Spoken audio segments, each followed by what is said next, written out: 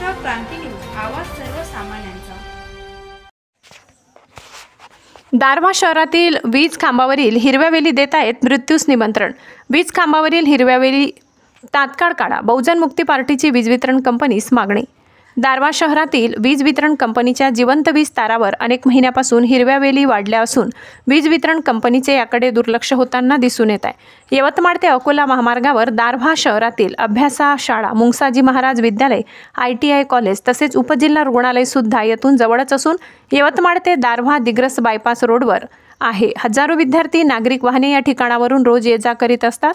याच ठिकाणी दोन्ही बाजूस वीज वितरणाच्या तारावर हिरव्या वेली मोठ्या प्रमाणात वाढलेल्या दिसून येत आहेत। त्या वाढलेल्या वेलीमुळे कदाचित शॉर्ट सर्किट होऊन वीज तारा तुटून पडल्यास हायवे मार्गावर मोठा अपघात सुद्धा होऊ शकतो, तेही नाकारता येत नाही।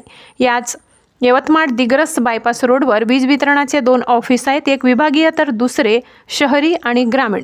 परंतु याच ऑफिसेसच्या आजूला व बाजूला सर्वात जास्त वेली वाढलेल्या वीज तारा दिसून येतात।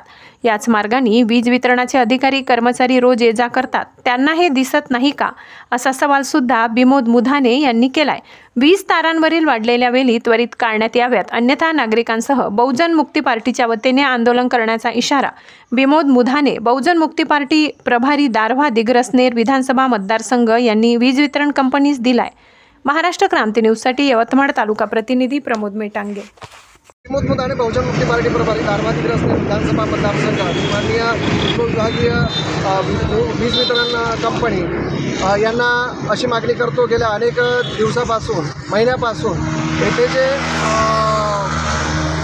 अकोला यवतमाळ या मार्गावर जे दारव्हाच्या ठिकाणी वीज वितरणाच्या तारावर ज्या वेली वाढलेल्या आहे त्या त्वरित काढण्यात याव्यात, अन्यथा बहुजन मुक्ती पार्टीच्या वतीने आम्ही आंदोलन करू।